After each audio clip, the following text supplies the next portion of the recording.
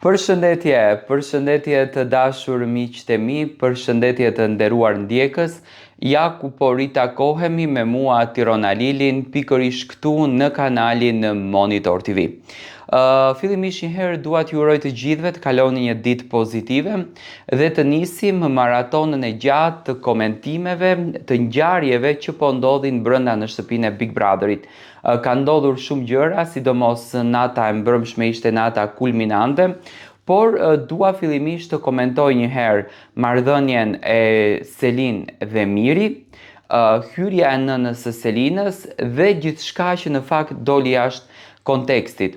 Shumica e ndjekësve besojnë që kjo nata e mbrëmshme dhe momenti kur nëna e Selin erdhi për të surprizuar vajzën e saj ishte një skenar i tërë nga produksioni. Tani, po të ishte një skenar i tërë nga produksioni, që do me thënë produksioni t'i ketë thënë zonjës Yasemin që në fund të surprizës thuaj Selinës që të largohet nga shtëpia, nuk do të shkon të reklama 60 minuta, do me thënë një orë ka patur reklam, dhe në atë një orë reklam, 2 herë nga 20 minuta nga 30 që ishte, jam shumë i bindur që produksioni në dhomën e rrëfimit ka bindur Selinën për të qëndruar në shtëpi, por njëkohësisht ka folur dhe me nënën të Selinës. Tani, natën e mbrëmshme teksa Selina po bisedonte me Shëndritin, i tha një muhabet që realisht aty ndërhyri dhe produksioni duke i thënë kujdes mikrofonin. Gjatë kohës publicitetit të dytë, pasi Selina u kthye në dhomë, do me thënë, Selina tha që unë po dëgjoja në dhomën e rrëfimit ulërimat që po bëheshin. Do me thënë, ulërimat nga ana e Rogertit. Kjo në kupton që Rogerti ka qenë shumë i acaruar dhe produksioni është marrë me të, se çuditërisht, do me thënë, duke njohur natyrën dhe karakterin e Rogertit, të heshtën Rogerti pas një momenti aq të zjarrt që e ndryshoi krejtësisht prajmin, mua mu duk pak e çuditshme, por forca e madhe që produksioni bëri e ndaloi së foluri Rogertin. Do me thënë, ishte një situatë që doli jashtë kontrollit. Nuk e shoh si skenar, sa e shoh situatë që doli jashtë kontrollit. Se po të ishte një skenar, do të kishte mbaruar skenari, Ledioni do i kishte thënë jo, zonja Yasemin, Selini do qëndron brenda, Selini do kishte thënë një fjalë, do ishte kthyer Selini dhe do vazhdonte me normalitet. Por kjo nuk ishte një skenar, kjo ishte një presion nga të dy palë, do me thënë si nga familja e Selin, ashtu edhe nga familja e produksionit kundër drejt Selinit dhe më pas kundër drejt Rogertit që të mos të flet. Kush është fajtori në raportin e Selin dhe Miri? Do me thënë kjo është pyetja që po bëhet më së shumti. Dhe në mes nëna e Selinës këtu. Tani, Selina dhe Miri e pranuan vetë që punën e krevatit e nisën së bashku si një lojë. Është më se normale që ti si mashkull, në këtë rast Miri, derisa pranon të flesh me një femër në një krevat, duke që një burr i martuar, ti me patjetër që mund të ndërtosh emocione kundër drejt një femrës, sepse ti e ke pranuar këtë gjën. Se ai mundesht edhe të thotë më falni, unë kam një martesë të hapur jashtë, nuk dua të bëj një eksperiencë të tillë këtu brenda. Edhe Selina mundesht të ta përdorën me një mashkull tjetër, jo me Mirin. Por Selina, që në ditën e parë kur hyri në shtëpinë e Big Brotherit, e pa që Miri është banori që mund të jetë më i forti brenda asaj shtëpisë, dhe nëpërmjet lojës me Mirin, Selina e rriti veten e saj. Dhe kjo është një strategji.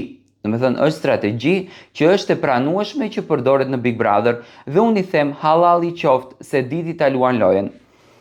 Por, problemi i mbrëmshëm, sepse kam parë shumë komente që thonin pse nuk e hoqi nëna më herët, pse nuk e kërkoi babai më herët. Tani ne dëgjuam para ca muajsh që babai i Selinës kërkonte që Selin të largohet nga shtëpia. Ka qenë një lajm që ka qarkulluar lart edhe poshtë. Më pas, Selina ka qenë banorja më e favorizuar për informacione. Në fund të ditës Miri s'ka patur një informacion brenda asaj shtëpie. Selina mori informacion letrën nga babai, nuk e kuptoi. Selina mori informacion nga Greta, nuk e kuptoi. Selina mori informacion nga Ono, nuk e kuptoi. Do me thënë Selina nuk e kuptonte fare, sepse Selina e quante jetën e vipave, jetën publike, sepse edhe mbrëme tha po të njëjtën gjë. Shumë keq që nga transmetuar kjo gjëja jashtë, sepse nëna ime nuk e thonte asnjëherë këtë gjën, nuk ma kërkonte asnjëherë këtë gjën. Do të thënë Selina akoma nuk e ka kuptuar se si veprimet aty brenda transmetohen jashtë. Do të thënë ky është komplet problemi i banorëve, duke mos patur informacion, duke qenë 100 ditë aty brenda, do të thënë logjika e tyre është aq e lehtë tashmë, janë aq në presion, sa që nuk din edhe se si mund të komentohen jashtë veprimet dhe gjërat që po bëjnë ato aty brenda. Dhe në këtë rast, do me thënë, sa është fajtor Miri, është fajtor dhe Selina, duhet t'i themi gjërat ashtu siç janë, sepse askush nuk shkoi me zor me njëri tjetrin. Por nëna e Selinës nuk e kishte hallin tek e kaluara. Ajo ja tha që në start ket fala nga nëna e Gimbos, nga motrat e Gimbos, do me thënë ti tani ke një emër.